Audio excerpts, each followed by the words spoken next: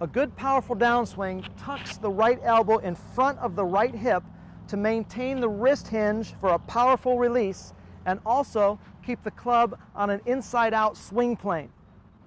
If my elbow stays out away from my body, I tend to come over the top and also release the club a little bit early. Well, both of those things make the ball go left and slice.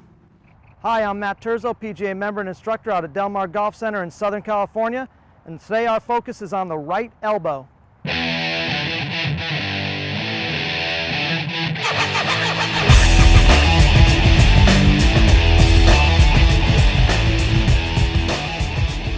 see a lot of amateur golfers trying to work that elbow close to the body on the way back in an effort to make it better on the downswing, but it actually makes an opposite effect. So they take their elbow close to the body and then they unhinge and release it out, and you can see how my elbow's straightened right there.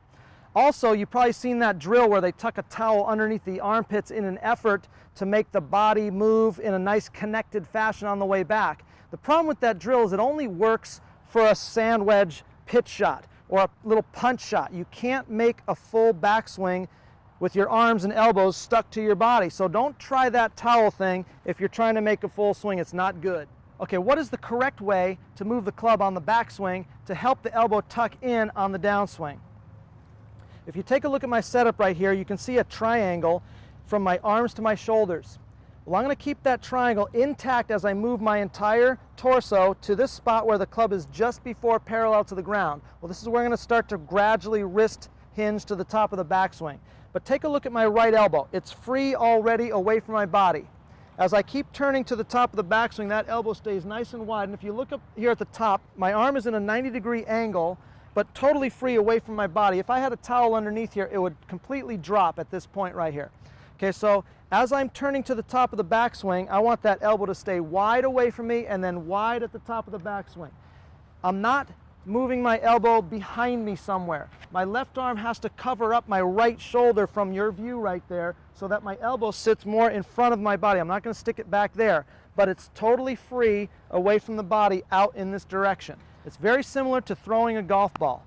If I'm going to throw a ball sidearm or skim a rock across a lake, I'm going to make my first move with my body just like a downswing goes. But take a look at my right arm. I'm out wide and tucked in on the downswing right there. I'm not going to throw a ball like this, keep my elbow close to my body. It doesn't work that way. There's no momentum and no power. The elbow's got to be out free and then tuck in on the way down. Even my hand is in the same position that it would be in a regular golf swing right there, right wrist position. Okay, right elbow, right wrist. So the most important thing that we learned today was don't keep your elbow close to your body. Make sure you stay wide on the backswing. Use your whole torso to rotate that club to this spot here and gradually hinge as you keep your arms nice and wide away from you on the backswing to ensure the tucked in hinge on the downswing position.